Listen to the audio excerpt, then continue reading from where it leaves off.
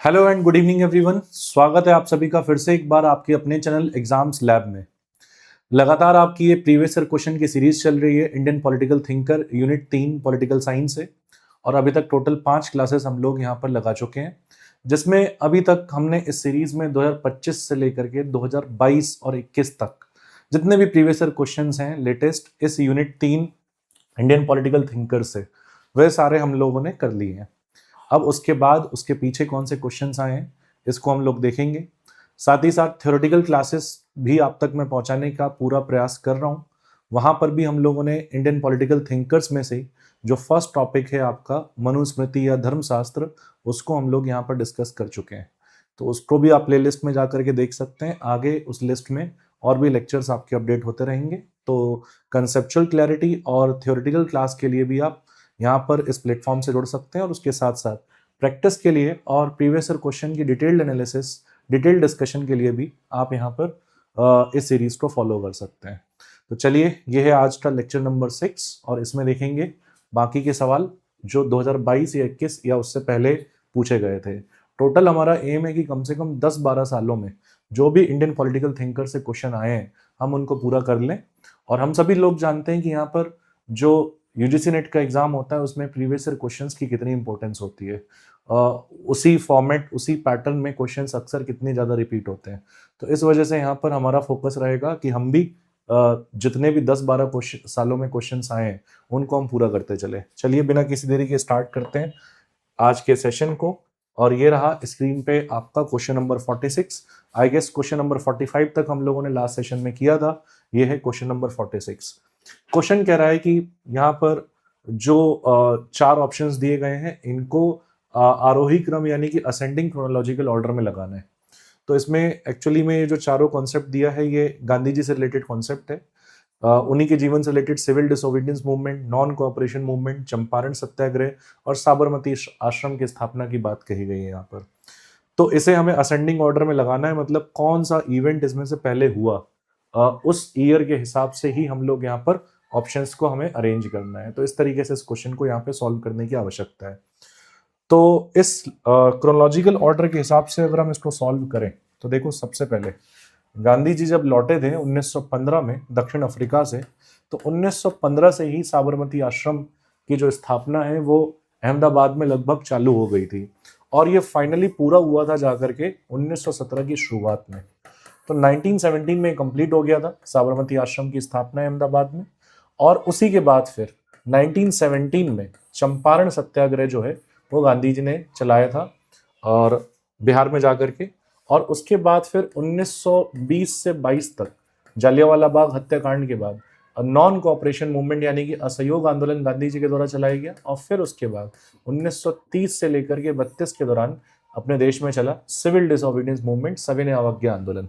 तो अगर क्रोनोलॉजिकली जाओगे इसमें तो सबसे पहले एक्चुअली में साबरमती आश्रम की स्थापना हुई थी, फिर उसके बाद चंपारण सत्याग्रह आया था, फिर उसके बाद असहयोग आंदोलन, नॉन कोऑपरेशन मूवमेंट, और फिर उसके बाद सिविल डिसोबीडियंस मूवमेंट आया था। तो इसका क्रोनोलॉजिकल ऑर्डर कुछ इसी तरीके का रहने वाला है, यानी कि 4, 3, 2, 1 होगा ऑप्शन अगर असेंडिंग वाइज लगाएंगे हम।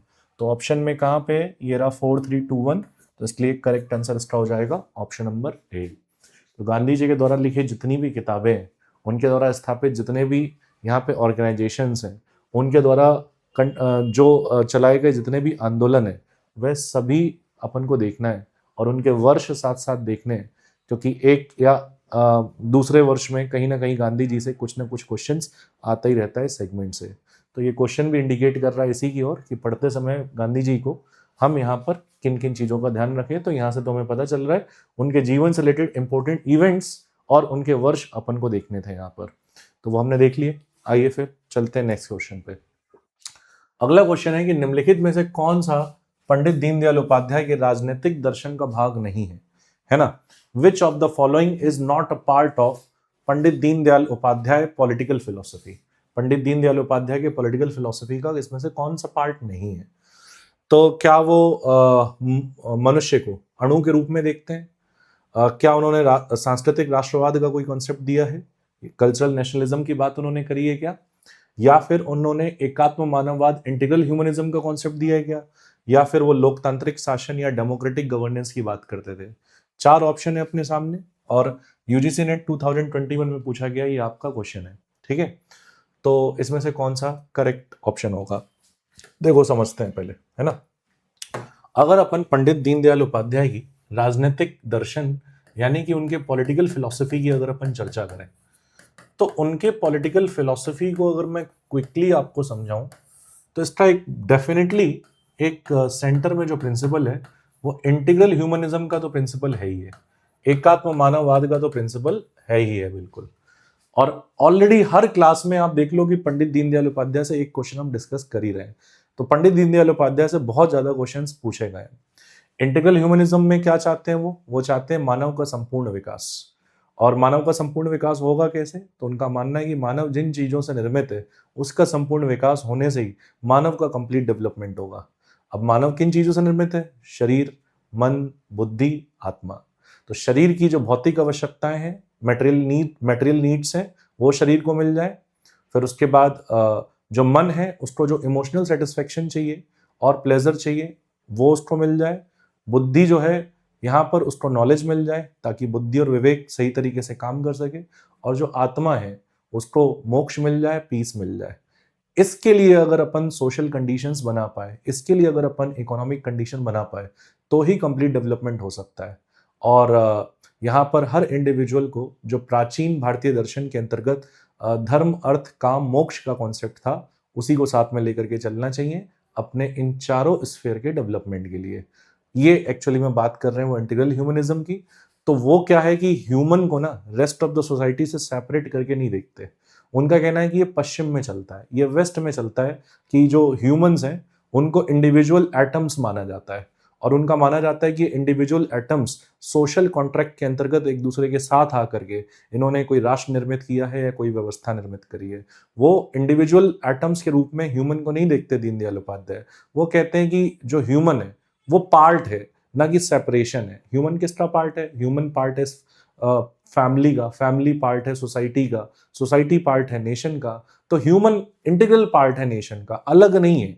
तो वो अलग करके ह्यूमन को यहाँ पे नहीं देख रहे हैं यहाँ पर, ठीक है। तो वो अणु के रूप में मनुष्य को नहीं देख रहे हैं यहाँ पर, वो इंटीग्रल मान रहे हैं यहाँ पर, है ना। मनुष्य का डेवलपमेंट और नेशन का डेवलपमेंट और वर्ल्ड का डेवलपमेंट, उनका कहना है कि इसमें इंटीग्रेशन है।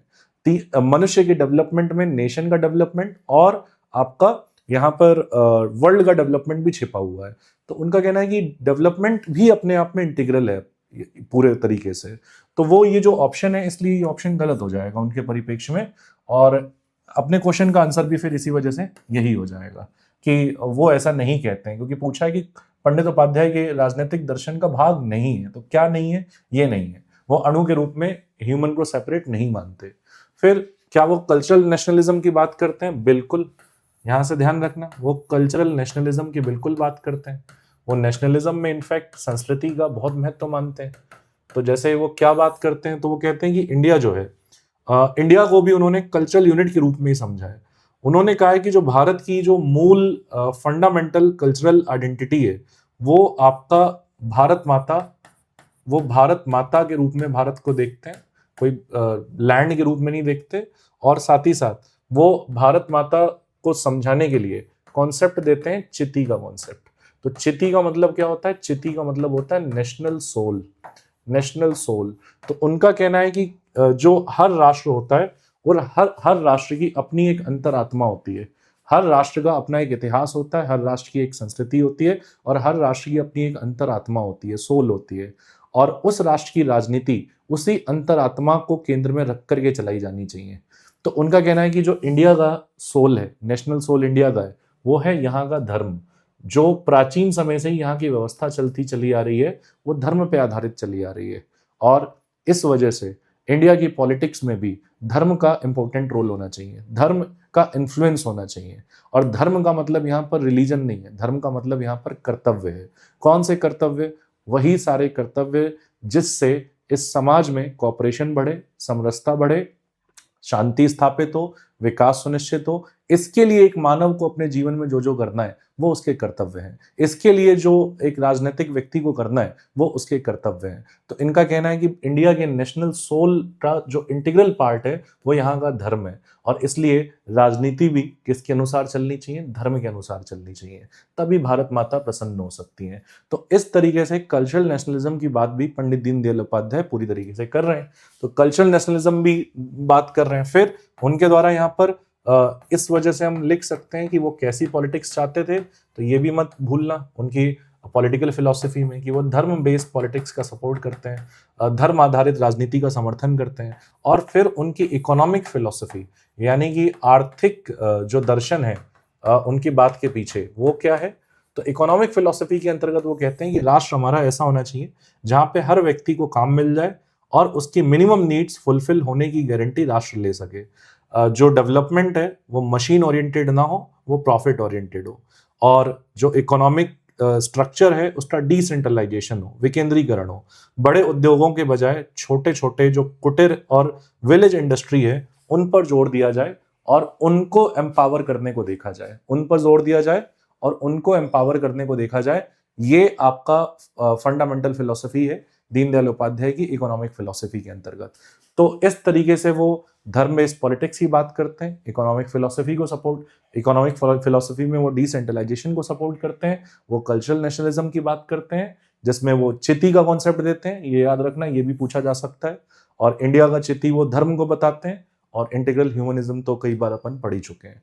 तो यहाँ पर बिल्कुल बाकी, और बिल्कुल वो लोकतांत्रिक शासन की समर्थन में है वो, है ना। उनका कहना है कि ये बेस्ट फॉर्म ऑफ गवर्नमेंट है, तो ये भी सही है, ये भी सही है, ये भी सही है, ये गलत था, तो इसलिए करेक्ट आंसर अपना ए ऑप्शन हो जाएगा, क्योंकि गलत ही ऑप्शन अपन से पूछा गया था यहाँ पर। ठीक है, चलो आओ अगले क्वेश्चन पे आओ। अगले क्वेश्चन पढ़ो। यहाँ पर स्टेटमेंट देखो, स्टेटमेंट में क्या पूछा गया है कि भारत में ब्रिटिश नौकरशाही के कानों में अपील करने से या गला फाड़ने से हमें कुछ नहीं मिलेगा। ये बात किसने कही है ना? Who said we will gain nothing by appealing to or shouting ourselves hoarse before the ears of British bureaucracy in India? ये बात किनके द्वारा कही गई है?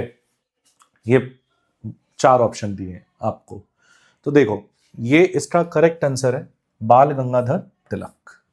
बाल गंगाधर तिलक ने ये बात कही है, ठीक है। और बाल गंगाधर जी तिलक ने ये बात किस संदर्भ में कही है, किस कॉन्टेक्स्ट में कही है? तो हम जानते हैं कि जो कांग्रेस है वो 2 दलों में बट गया था एक पॉइंट के आने के बाद। एक दल हो गया था मॉडरेट और दूसरा दल हो गया था एक्सट्रीमिस्ट। तो 2 दल में बट गया था ना, नरम दल और गरम दल। तो जहां पे जो मॉडरेट्स होते थे ना, नरम दल वाले, उनका क्या तरीका था अंग्रेजों से अपनी बात मनवाने का या अंग्रेजों के समक्ष अपनी बात कहने का? तो वो 3P के कॉन्सेप्ट में बिलीव करते थे। वो बिलीव करते थे 3P के कॉन्सेप्ट में। अब ये 3P क्या चीज है? 3P का मतलब है यहाँ पर वो बात करते थे प्रेयर यानी कि रिक्वेस्ट करने में बिलीव करते थे, वो प्ली मतलब रिक्वेस्ट करने में बिलीव करते थे, हाथ जोड़ने में बिलीव करते थे। फिर उसके बाद यहाँ पर पिटीशन, प्रेयर प्ली पिटीशन, यहाँ पर इन फॉर्म में वो आपका काम करना चाहते थे, है ना। लेकिन उनका कहना था कि जो मॉडरेट्स का तरीका है ये बिल्कुल इनइफेक्टिव है, और उसी संदर्भ में कह रहे हैं कि भारत में ब्रिटिश नौकरशाही के कानों में अपील करने से या गला फाड़ने से हमें कुछ नहीं मिलेगा। यानी कि प्रेयर प्ली पिटीशन जो मेथड है मॉडरेट्स का, उससे अंग्रेज हमारी जरा भी नहीं सुनेंगे।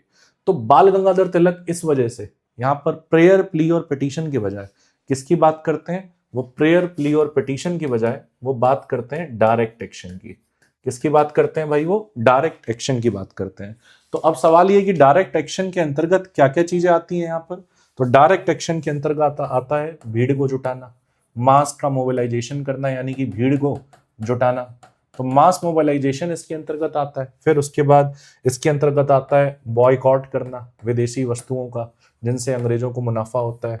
फिर इसके अंतर्गत आता है स्वदेशी वस्तुओं के खरीदारी पर जोर देना, उनके उत्पादन पर जोर देना। फिर इसके अंतर्गत आता है पब्लिक फेस्टिवल के माध्यम से लोगों के अंदर राष्ट्रवाद की भावना जगाना, है ना।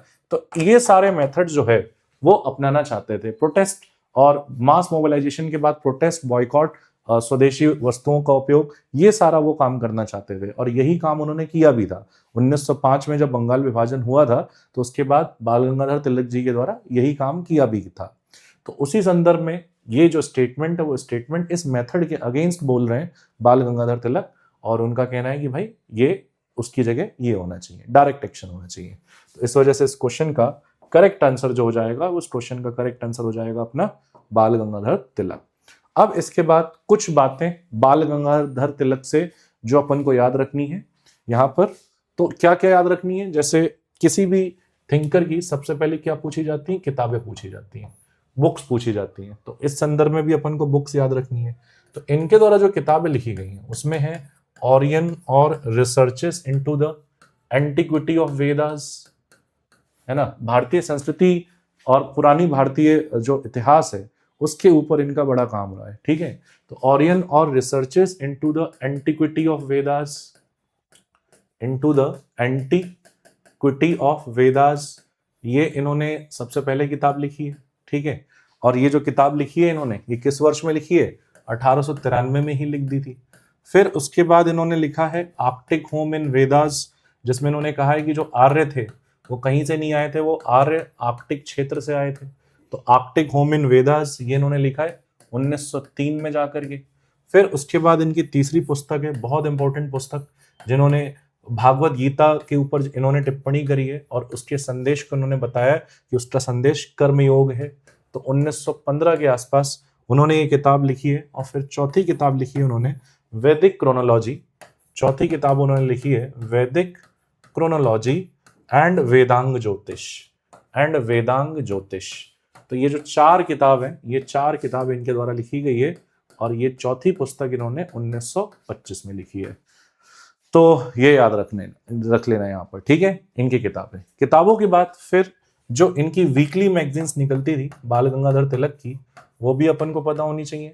तो जो इनकी वीकली मैगजीन्स या एडिशंस निकलते थे इनके, है ना, तो उस प्रोसेस में इनके द्वारा जो अखबार निकलता था, एक अंग्रेजी में अखबार छपता था मराठा, एक तो ये इसको पब्लिश किया करते थे, और दूसरा इनका जो अखबार था वो था केसरी, यहाँ पर, जिसको ये मराठा में पब्लिश किया करते थे। तो ये वीकली एडिशंस यहाँ पर इनके द्वारा निकाला जाता था। और अगर पूछा जाए क्या इन्होंने किसी ऑर्गेनाइजेशन वगैरह को भी स्टैब्लिश किया था, तो यस, 1884 में इन्होंने स्टैब्लिश किया था डेक्कन एजुकेशन सोसाइटी को, डेक्कन एजुकेशन सोसाइटी को, जो कि बाद में चल करके यहाँ पर क्या बन गया था, बाद में चल करके ये वहाँ के गवर्नर के नाम पर इसका नाम रख दिया गया था, और ये डेक्कन एजुकेशन सोसाइटी बाद में जाके बन गया फर्गसन कॉलेज।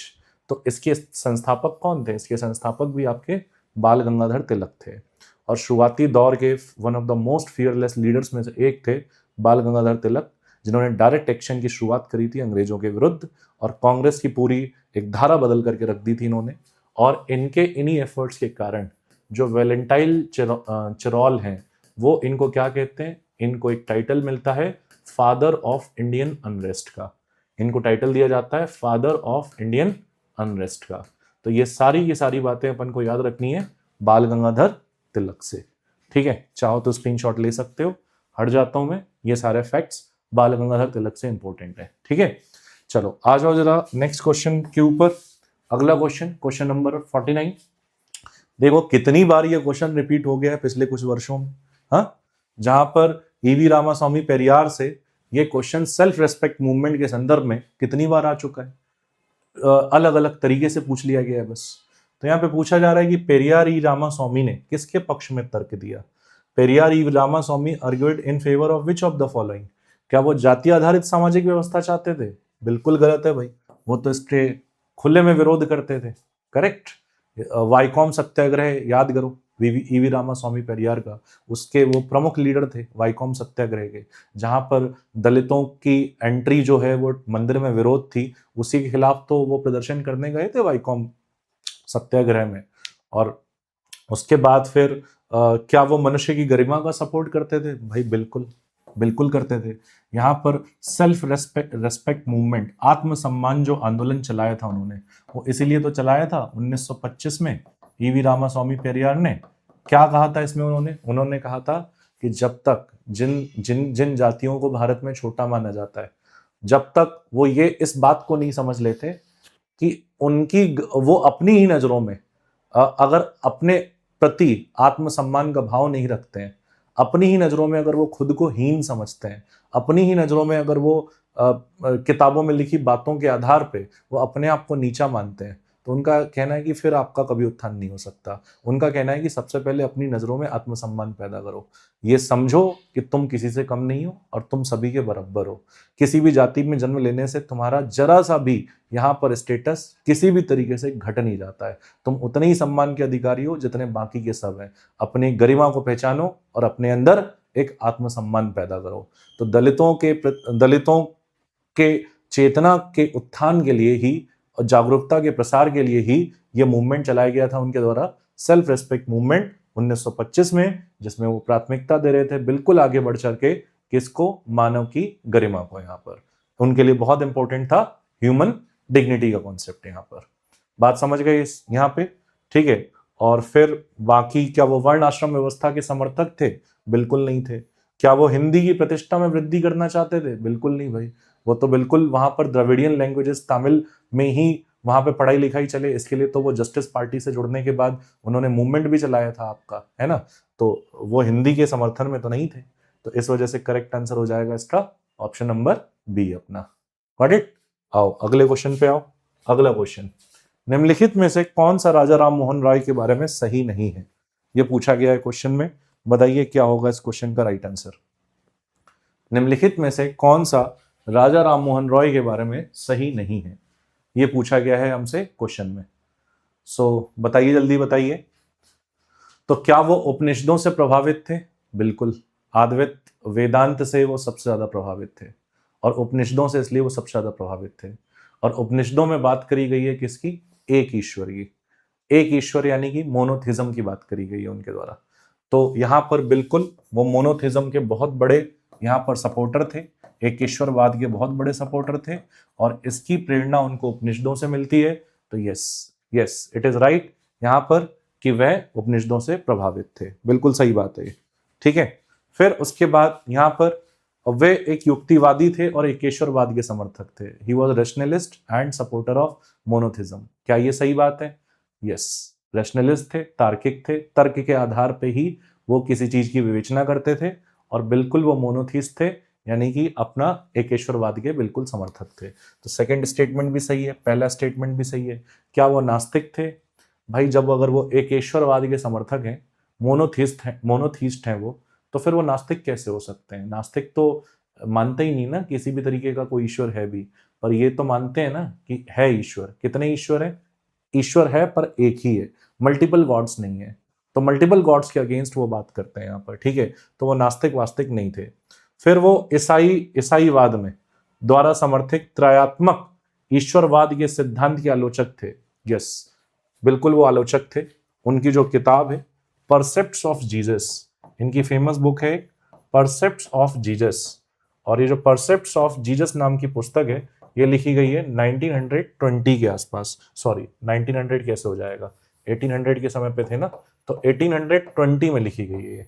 और इसमें उन्होंने क्रिटिसाइज किया है, किसको क्रिटिसाइज किया है? क्रिश्चियन डॉक्ट्रिन ऑफ ट्रिनिटी को क्रिटिसाइज किया है। तो ही क्रिटिसाइज्ड, सॉरी एक सेकेंड, ही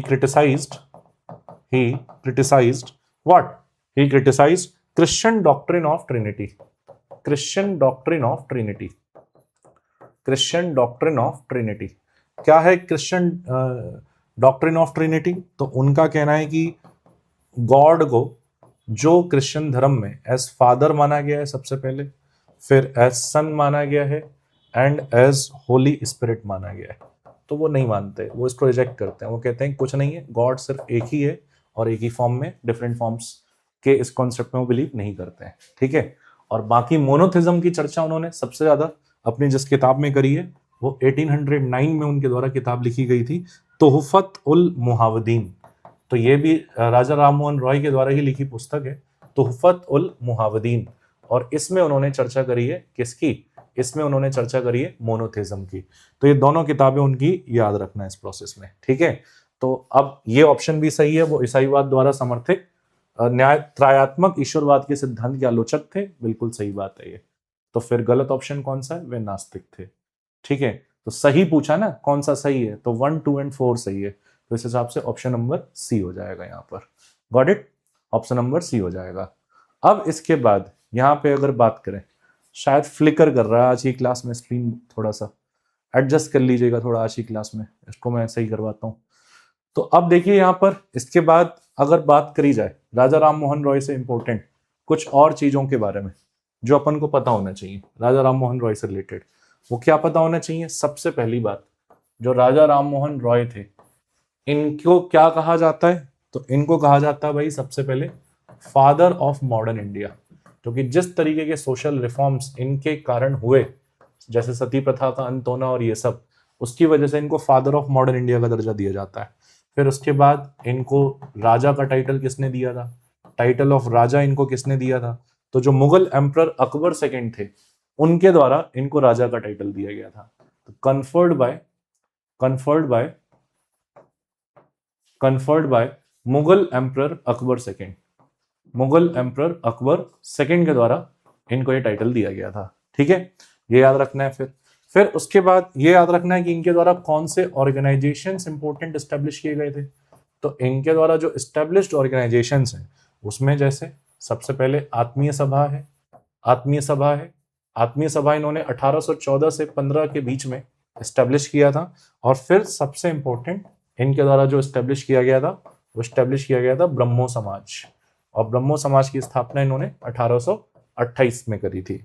फिर इनके द्वारा जो सोशल रिफॉर्म्स में भूमिका निभाई गई, तो उसमें सबसे बड़ा भूमिका क्या थी? इन्हीं के प्रयासों की वजह से उस समय के जो थे गवर्नर, उन्होंने सती प्रैक्टिस को भारत में अबॉलिश किया था 1829 में। ठीक है, और फिर उसके बाद अपने ये जर्नलिज्म के लिए भी जाने जाते हैं, पायोनियर ऑफ इंडियन जर्नलिज्म भी इनको कह सकते हैं, जहां पर ये 2 अखबार निकालते थे। एक का नाम था संवाद कौमुदी, और ये निकालते थे ये 1821 में, और फिर उसके बाद ये दूसरा निकालते थे मिरात उल अकबर, और मिरात उल अकबर नामक ये अखबार जो निकालते थे वो निकालते थे 1822 में। मिरात उल अकबर ये निकलती थी 1822 में।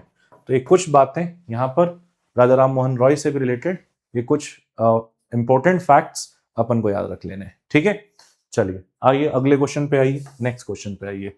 अगला क्वेश्चन, फिर इसके बाद अगेन अगला क्वेश्चन बाल गंगाधर तिलक से। पढ़िए इस क्वेश्चन को, और पूछा इसमें से कि बाल गंगाधर तिलक के बारे में इसमें से कौन सी बात करेक्ट है, कौन सी बात इसमें से सही मानी जाए बाल गंगाधर तिलक के बारे में।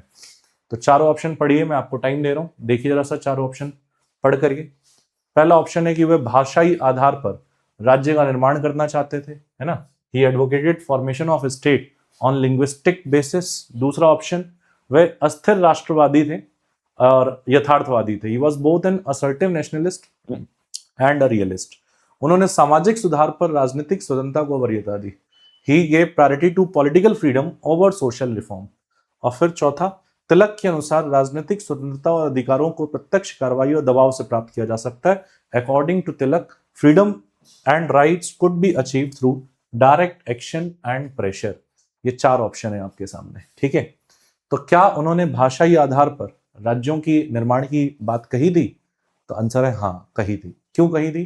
क्योंकि उनका मानना है कि एजुकेशन और एडमिनिस्ट्रेशन ये सब लोकल लैंग्वेजेस में ही चलने चाहिए, रीजनल लैंग्वेजेस में ही चलने चाहिए, और इसलिए यहाँ पर जो रीजनल लैंग्वेजेस हैं उसके बेसिस पे एडमिनिस्ट्रेशन को भी ऑर्गेनाइज करना चाहिए, और उसके बेसिस पे ही यहाँ पर स्टेट क्रिएट करना चाहिए। तो ये आइडिया बिल्कुल उन्होंने दिया था ताकि एफिशिएंसी बढ़े और होलिस्टिक डेवलपमेंट हो पाए। तो इस वजह से yes, this statement is true.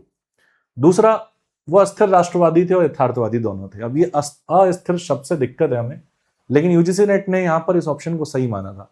उनको अस्थिर राष्ट्रवादी तो नहीं कहना चाहिए, लेकिन यूजीसी नेट ने इसको सही माना था, तो हम भी चलो मान लेते हैं सही। यहाँ पर कहना का मतलब है कि वो एग्रेसिव नेशनलिस्ट थे। यस थे, बिल्कुल एग्रेसिव नेशनलिस्ट थे, डायरेक्ट एक्शन में बिलीव करते थे, मास मोबिलाइजेशन में बिलीव करते थे, बॉयकॉट में बिलीव करते थे, स्वदेशी आंदोलन चलाने में बिलीव करते थे। तो yes, he was an assertive nationalist. और दूसरा, वो यथार्थवादी थे, रैशनलिस्ट थे, बिल्कुल रैशनलिस्ट थे, तर्क के आधार पर ही उनके निर्णय होते थे। तो ये स्टेटमेंट भी इस वजह से हम सही मान लेते हैं। फिर उन्होंने सामाजिक सुधार पर राजनीतिक स्वतंत्रता को वरीयता दी। बिल्कुल, उन्होंने कहा कि सबसे पहले जिस फ्रीडम का आना जरूरी है भारत की संस्कृति और भारत की संस्कृति और भारत की अर्थव्यवस्था को पुनर्जीवित करने के लिए उसके लिए पहले पॉलिटिकल फ्रीडम चाहिए। उनका मानना था कि पॉलिटिकल फ्रीडम नहीं, बाकी की सभी फ्रीडम को रोक रखा है। तो बिल्कुल उन्होंने किसी भी फ्रीडम से ऊपर यहाँ पर वरीयता दी है किसको? राजनीतिक स्वतंत्रता को। तो yes, this option is also right option. और फिर उसके बाद यहाँ पर तिलक के अनुसार राजनीतिक स्वतंत्रता और अधिकारों को प्रत्यक्ष कार्रवाई और दबाव से प्राप्त किया जा सकता है। तो बिल्कुल सही बात है, हमने अभी बोला ही उनका भरोसा किस चीज में है, तो उनका भरोसा है डायरेक्ट एक्शन के कॉन्सेप्ट में। तो yes, this option is also right. तो पहला भी सही है, दूसरा भी सही है, तीसरा भी सही है और चौथा भी सही है। तो इस वजह से यहाँ पर इसका करेक्ट ऑप्शन क्या हो जाएगा? इसका करेक्ट ऑप्शन हो जाएगा ऑप्शन नंबर ए। ठीक है, 1, 2, 3 एंड 4, 1, 2, 3 एंड 4 इसका करेक्ट ऑप्शन हो जाएगा। ठीक है, चलिए आइए जल्दी से देख लेते हैं, अपना थोड़ा सा स्क्रीन इश्यू आ रहा है। ये श्री अरविंदो घोष से क्वेश्चन है और उनके नेशनलिज्म के कॉन्सेप्ट से ये क्वेश्चन पूछा गया है कि उनके हिसाब से राष्ट्रवाद क्या है। ठीक है, उनके हिसाब से राष्ट्रवाद यानी कि नेशनलिज्म की व्याख्या किस तरीके से की जानी चाहिए, ये आपका श्री अरविंदो घोष से पूछा गया एक क्वेश्चन है। पढ़िए ऑप्शन को और बताने की कोशिश कीजिए क्या होना चाहिए इस क्वेश्चन का correct answer. Shri Aurobindo regarded nationalism as आध्यात्मिक राष्ट्रवाद राष्ट्रवाद की पाश्चात्य जनधारणा से भिन्न, spiritual nationalism different from the western concept of nationalism. क्या ये उनका मानना था? क्या ये उनसे रिलेटेड सही बात है? ये अवयवी के रूप में राष्ट्र, nation as the eternal and organic entity, क्या वो ऐसा मानते थे? धार्मिक लालसा और नैतिक दृष्टिकोण के रूप में राष्ट्रवाद, nationalism as a religious aspiration and moral outlook. फिर उसके बाद भौगोलिक इकाई के रूप में राष्ट्र, nation as a geographic entity. तो ये चौथा ऑप्शन तो यहाँ पर एकदम गलत ऑप्शन है, फोर्थ ऑप्शन गलत ऑप्शन है। क्यों? क्योंकि वो राष्ट्र को भारत माता कहते थे भाई, वो भी श्री अरबिंदो घोष भी राष्ट्र को भारत माता कहते थे, उसको एक सिर्फ एक लैंड नहीं मानते थे। उनका कहना था कि ये पश्चिम में होता है ये सब, कि नेशन को एक लैंड मान लेते हैं, उसमें रहने वाले लोग टेरिटरी के अंदर लोग मान लेते हैं और वो आपस में सोशल कॉन्ट्रैक्ट से अगर जुड़े हैं तो फिर उसी को राष्ट्र कह देते हैं। कहते हैं राष्ट्र वो नहीं होता, राष्ट्र तो भाई यहाँ पर एक तरीके से राष्ट्र को उन्होंने गॉड की उपाधि दी है। और इस वजह से श्री अरबिंदो घोष ने कहा है कि भाई जो राष्ट्र की सेवा है वो ईश्वर की ही सेवा है ना। और राष्ट्र की सेवा करने को उन्होंने धर्म भी बताया है। और उन्होंने कहा कि जो भारत एज अ राष्ट्र है इसकी स्थापना ही क्यों हुई है? इसकी स्थापना ही धर्म की स्थापना के लिए हुई है।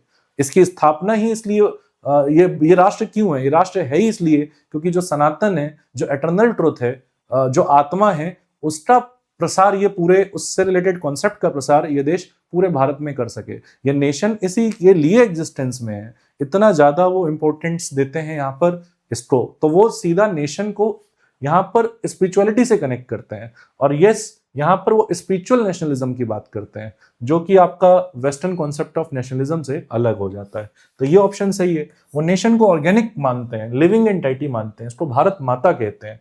फिर उसके बाद वहां पर वो क्या नेशनलिज्म में उनके रिलीजियस एस्पिरेशन है? यस, बिल्कुल उनके नेशनलिज्म के कॉन्सेप्ट में रिलीजियस एस्पिरेशन है। वो धर्म का प्रसार चाहते हैं। उनका मानना है कि भारत अस्तित्व में है ही इसीलिए ताकि धर्म क्या है वो दुनिया को बता सके, आत्मा इत्यादि क्या है, लोगों को सबको मुक्ति कैसे मिले, इसका रास्ता अगर कोई दिखाएगा तो वो एक राष्ट्र के तौर पे भारत दिखाएगा।